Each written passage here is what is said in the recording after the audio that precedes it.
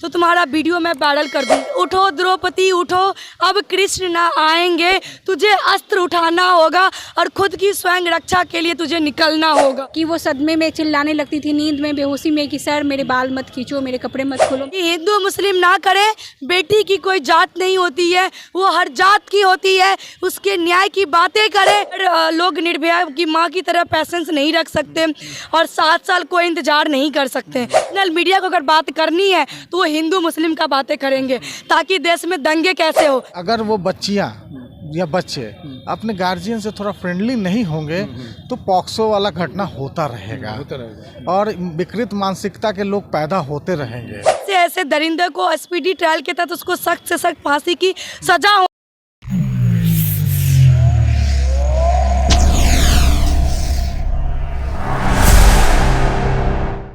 के धागे इतने कमज़ोर हो गए हैं कि रिश्ते के मर्यादा लोग भूल गए हैं। जी हाँ, मैं शिक्षक और शिष्या की बात कर रहा हूँ, सहरसा की बात कर रहा हूँ, जहाँ पर एक लड़की के साथ एक स्कूल जैसे मंदिर में उसके साथ मोलेस्टेशन होता है और मोलेस्टेशन का हद इस हद तक पार कर जाता है कि ये लोग सोशल एक्टिविस्ट हैं, ये रोड पर आ गए और पटना में आकर के प्रोटेस्ट कर रहे हैं। मैम ये बताइए, मैं पहले परिचय कराया तो ये नेहा सिंह राठौर हैं, प्रियंका झा हैं और शशिधर मिश्रा सर हैं। ये लोग प्रोटेस्ट कर रहे हैं उसमें लड़की को न्याय दिलाने के लिए। बताइए कि उस लड़की के साथ क्या हुआ और अब तक क्या रिजल्ट आया है। स्कूल जैसे पवित्र संस्थान में डायरेक्टर का बेटा मासूम लड़कियों को टारगेट करता था और उनके साथ यौन शोषण, यौन उत्पीड़न करता था और उनका साथ एक अनीता मिश्रा नामक की लेडी करती थी, जो उस स्कूल की प्रिंसिपल थी। वहाँ पे एक बच्ची के साथ लगातार 2-3 सालों तक यौन शोषण हुआ। उसके बाद वो इतनी ज़्यादा ट्रॉमा में चली गई, पैनिक अटैक आने लगा कि वो सदमे में चिल्लाने लगती थी, नींद में बेहोशी में, कि सर मेरे बाल मत खींचो, मेरे कपड़े मत खोलो। मैडम घर पे हाँ मैडम मुझे मत धकेलो रूम में।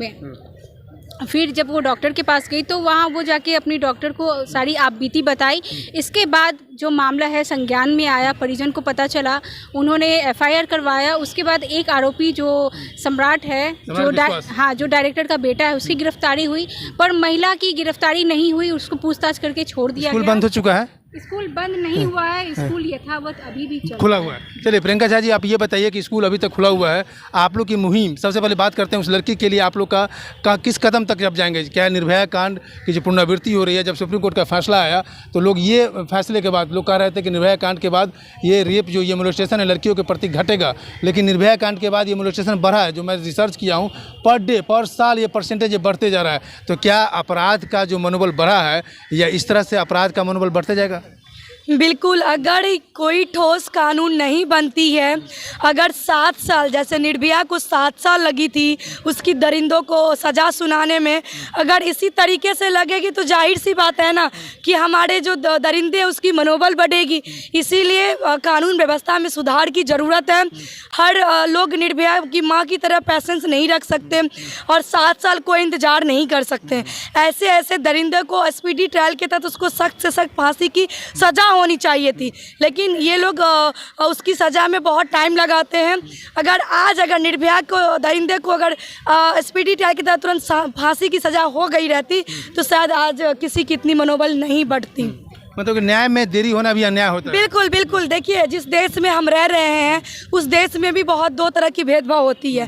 पहला, अभी जिस बेटी के साथ आज हम लोग खड़े हैं वो बेटी मुस्लिम समुदाय से आती है, लेकिन आप देख रहे होंगे कि जिस तरीके से निर्भया की बातें चल रही थी, आज हर जुबा को पता है कि निर्भया मर्डर केस क्या है। लेकिन आप हमें बताइए कि सहरसा की बेटी के साथ क्या हुआ? क्या यहाँ पे कोई लड़का हमें बता सकता है?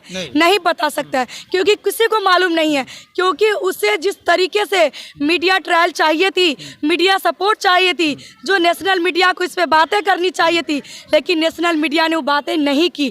नेशनल मीडिया को अगर बात करनी है तो वो हिंदू मुस्लिम का बातें करेंगे, ताकि देश में दंगे कैसे हो। आखिर अगर यही घटना किसी हिंदू बेटी के साथ हुई रहती और मुस्लिम समुदाय के किसी लोग ने ये क्राइम किया रहता तो आज पक्ष विपक्ष में चर्चा चलती रहती। आज नेशनल मीडिया में बहुत बड़ा टीआरपी का जो है सो अड्डा बना रहता। लेकिन दुर्भाग्य है कि आज जो घटना घटी है वो एक मुस्लिम बेटी के साथ घटी है। लेकिन मैं आपके चैनल के माध्यम से बता दूं कि शांति निकेतन स्कूल जो अयासी का अड्डा बना हुआ था वो एक बच्ची के साथ नहीं, वो हर जाति के बच्चे उस स्कूल में पढ़ते हैं। और आपको बता दूं कि 100% में 70% बच्ची के साथ वो घटना घटित हुई है जो इस बच्ची के साथ हुई है। उस स्कूल में 70% लड़कियों के साथ ऐसा घटा है? बिल्कुल, लेकिन बहुत सारी बच्ची कब से चल रहा था? कब से चल रहा था? देखिए, ये जब से स्कूल खुली है तभी से चल रही होगी, क्योंकि ये बच्ची जो सामने आई है ये 2017 से लेकर 2020 तक इसके साथ घटना घटित हुई है। और वो लड़की जब उस स्कूल से निकल जाती है और पटना आती है पढ़ने के लिए, उसके बाद वो डायरेक्टर का बेटा सम्राट विश्वास जो दरिंदा है वो पीछा करते करते पटना भी आता है। मैं आपको बता दूं कि जब उस स्कूल में बच्चियों के साथ वीडियो बनाता है गलत काम करते हुए, और उसके बाद वो स्कूल से निकल जाती है, फिर भी उसको ब्लैकमेल करता है वीडियो दिखा दिखा करके कि अगर तुम नहीं आओगी तो तुम्हारा वीडियो मैं वायरल कर दूंगा। तो मैं यही कहूँगी, लोगों से अपील करूँगी कि उठो द्रौपदी उठो, अब कृष्ण ना आएंगे, तुझे अस्त्र उठाना होगा और खुद की स्वयं रक्षा के लिए तुझे निकलना होगा, क्योंकि आज बात करनी पड़ेगी, क्योंकि शर्मसार कर देने वाली घटना जो हुई है वो शांति निकेतन स्कूल में हुई है। मेरी सवाल है प्रशासन से कि जब डायरेक्टर का बेटा सम्राट विश्वास जो है वो कोई पद पे नहीं था तो वो स्कूल क्यों जाता था, किस बात के लिए जाता था? तो ये सवाल भी है। दूसरी सवाल हमारी ये है कि जब इतना बड़ा आरोप लगा है सम्राट विश्वास पे, तो उसकी लैपटॉप और उसकी मोबाइल सीज क्यों नहीं हुई, वो स्कूल बंद क्यों नहीं हुए हैं? ये जांच का विषय था, जांच होती, लेकिन स्कूल तो बंद होनी चाहिए थी। लेकिन आपको बता दूं कि वो स्कूल अभी भी चल रही है। मैं समाज से अपील करना चाहूँगी कि हिंदू मुस्लिम ना करे, बेटी की कोई जात नहीं होती है, वो हर जात की होती है, उसके न्याय की बातें करें, क्योंकि उस स्कूल में हर समाज की बेटी पढ़ती थी। और आपको बता दूं कि 100 में 70% बेटी के साथ उसने ऐसा घटना किया है। तो आगे आइए और बेटी को न्याय दिलाने के लिए आप लोग सपोर्ट करिए। चलिए, बेटी को न्याय दिलाने के लिए सपोर्ट कीजिए। बेटी पढ़ाओ बेटी बचाओ सरकार का नारा है, 2014 के बाद सरकार के नारा है। लेकिन जो बेटी के प्रति जो रवैया है पूरे देश में, पूरे बिहार में, या बेटी के साथ साथ जो क्राइम है, ये क्राइम पे कंट्रोल सोशल एक्टिविस्ट के रूप में आप कैसे कर रहेंगे? देखिए, सबसे बड़ा बात क्या है ना कि हम लोग पहले जागरूक करना चाहते हैं कि मान लीजिए कि स्कूल्स में बच्चियां जा रही हैं, उसका एक सेशन होना चाहिए। गुड टच बैड टच ये सब भी बताना पड़ता है, क्योंकि मान लीजिए कि 6 क्लास की बच्ची है और कौन सब आदमी कैसा टच कर रहा है वो उसको भी ध्यान देना बहुत ज़रूरी है। दूसरी बात क्या है कि अगर वो बच्चियाँ या बच्चे अपने गार्जियन से थोड़ा फ्रेंडली नहीं होंगे तो पॉक्सो वाला घटना होता रहेगा और विकृत मानसिकता के लोग पैदा होते रहेंगे। एक तरह से ये पूरा का पूरा बीमारी है, लेकिन क्या किया जाए, इसको प्रोटेस्ट करते हुए उसको सज़ा दिलाते हुए मैं तो ज़्यादातर लिखने पर विश्वास करता हूँ। मैंने डिटेल्स ले लिया है लड़की के परिवार वालों से, तो ये मुद्दा मैं पूरे हर जगह मैं बात करूँगा, हर लीगल्स को भेजूँगा, हर डिपार्टमेंट्स को भेजूँगा, साथ में साथ जितने भी पार्टी के लोग हैं उन लोगों को भेजूँगा कि इसमें आप लोग साथ दें ताकि उसको न्याय मिल सके, उसको फांसी की सज़ा हो और उसकी माँ को भी अच्छा जेल हो, ताकि वो स्कूल भी बंद हो, ताकि दूसरी बच्चियाँ भी सेफ़ हो। और आगे हम लोग चाहेंगे कि इस चीज़ को गांव-गांव हम लोग बताएं कि क्या होता है और क्या नहीं होता है, कैसे टच होता नहीं होता, तो वो घटना कम होगी, इसको कम होगी। चलिए, हम एक लास्ट सवाल ये करते हैं कि मास लेवल पे जिस तरह से सहरसा वाली घटना को, जिस तरह से आप घटनाएं बता रहे हैं, जिस तरह की इतनी भयावह घटना है, इस घटना को उस तरह से तवज्जो नहीं मिला मीडिया में जिस तरह से निर्भया कांड को मिला या कई सारे खबरों को मिलते रहता है। तो उसके लिए आप लोग क्या कर रहे हैं? पटना या स्टेट लेवल पर ही बात करें तो स्टेट लेवल पर हर लोग को पता ही चल जाए, तो पता करे कि अपनी बेटी के साथ या उनके बच्चे के साथ स्कूल में इस तरह की हरकत तो नहीं हो। या ऐसा भी तो हो सकता है कि कई सारे स्कूल ऐसा होंगे जहाँ पर इस तरह की हरकत हो रहे होंगे, लेकिन इस मीडिया इस खबर के माध्यम से लोग जागरूक हो जाए और दूसरे स्कूल की भी लड़कियां इस बात को लेकर के सामने आए। तो इसके लिए आप लोग क्या करेंगे? देखिए, हम तो पूरा का पूरा यही समझते हैं कि जिसकी सरकार होती है उसके हिसाब से जो नेशनल मीडिया बढ़ जाता है। ये सरकार का जो है आरोप प्रत्यारोप का चीज़ है कि सरकार में ये सब चीज़ हो रहा है तो नेशनल मीडिया कवर नहीं करेगी।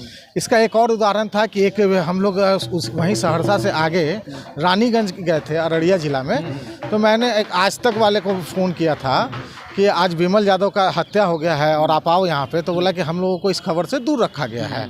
इसका मतलब यही कि क्राइम पर अगर वो काम करेंगे तो फिर सरकार से उनको जो फंडिंग मिलता है, जो विज्ञापन मिलता है, वो नहीं मिलेगा। और आप लोगों को विज्ञापन मिलता नहीं है सरकार से, तो आप लोग उठा रहे हैं मुद्दा को।